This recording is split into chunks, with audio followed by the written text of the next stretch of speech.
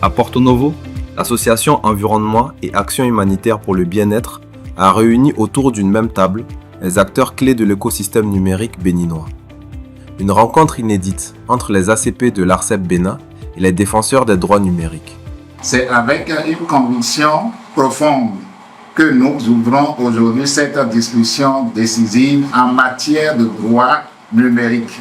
À l'ère où chaque clic, chaque donnée personnelle devient un fragment de notre intimité, la démocratie numérique n'est plus un luxe.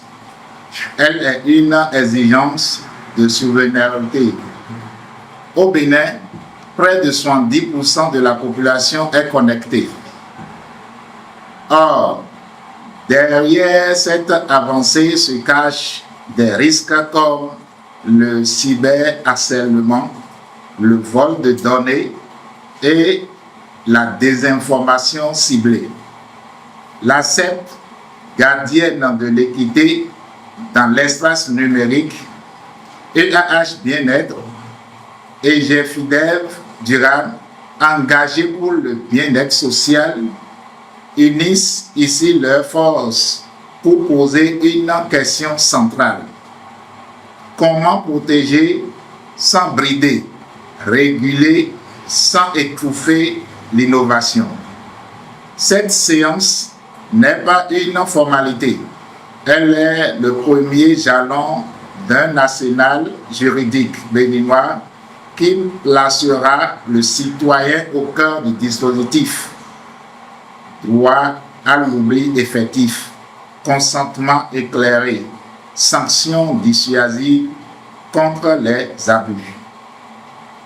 À cet effet, je souhaite que nos échanges d'aujourd'hui soient francs, concrets et tournés vers l'action. Ensemble, écrivons la charte béninoise des droits numériques, un modèle pour l'Afrique. Au cœur des échanges, une question essentielle. Internet libre ou Internet sous contrôle? Quel cadre réglementaire pour protéger les citoyens, sans compromettre la liberté d'expression? Pendant plusieurs heures, le débat a été ouvert, direct et profondément constructif. Aujourd'hui, le commerce en ligne se développe tellement, mais ceux qui le font ne connaissent rien du code du numérique. Il y a également la cybercriminalité aujourd'hui, c'est-à-dire le code du numérique aborde la question relative aux droits et aux obligations. Aujourd'hui, si on te peint, on te prend comme cybercriminel alors que ce n'est pas le cas. Quelles sont les prérogatives que la loi te donne toi-même pour te défendre? C'est des choses que nous devons travailler à connaître. Aujourd'hui, nous avons tellement évolué dans le secteur du numérique qui fait que en ligne, notre vie est exposée. Et pour cela, le législateur a pensé protéger le citoyen que nous sommes. Parce qu'une fois en ligne, nos données deviennent des données publiques. Donc comment faire pour que ces données ne soient pas à la portée de tout le monde? C'est de là qu'en 2014, une institution a été mise en place. Bon, l'institution, on l'appelle l'ARCEP Bénin, Autorité de régulation des communications électroniques et de la poste. Et cette institution, sur le développement de ce secteur du numérique-là, et régule ce secteur. 3 leviers majeurs ont guidé la réflexion collective. La transparence autour des coupures d'Internet, la protection des données personnelles et l'accès équitable au réseau, pour tous et partout sur le territoire. Dans cette atmosphère participative, chacun a pu exprimer ses attentes, ses inquiétudes, mais aussi ses propositions. Un moment rare où institutions, experts et citoyens se sont écoutés, questionnés et éclairés mutuellement. Les liens que vous ne maîtrisez pas, évitez de cliquer sur ces liens-là. Pour dire, ou bien surtout comme les jeunes ont des problèmes d'emploi, il y a tellement les liens d'emploi on envoie pour des recrutements, et le Fonds mondial, l'ONU, l'UNFPA, c'est que ces institutions-là, on balance seulement quoi.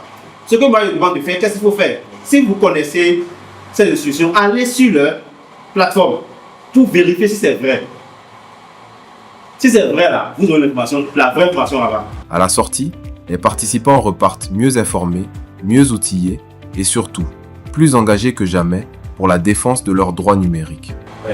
Les communicateurs vraiment nous ont éveillés à travers les communications, nous ont éclairés. Nous avons vu que notre vie privée, en ce qui concerne le cyberespace, est un peu exposée, mais les structures de régulation et de protection des droits des personnes pour ce qui concerne leur vie privée a mis en place des dispositifs afin de nous permettre d'être en sécurité.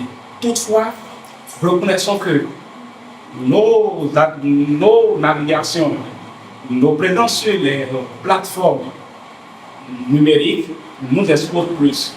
Donc nous sommes appelés à faire plus de prudence, à savoir où aller, que faire, quelles données mettre sur les réseaux sociaux. J'ai gagné assez de choses que je ne connaissais même pas, parce que le numérique c'est vraiment profond ce cadre.